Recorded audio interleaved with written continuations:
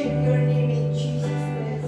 So Lord, we welcome you, Holy Spirit. We welcome you, O Lord. That we pray na lahat po kami, O Lord, ihanda mo na po kami sa lahat ng aming gagawin sa pagpupuri sa iyong sambahan in Jesus' name. We pray that we will receive your word and we will receive kahit sa aming pag-worship, ma-experience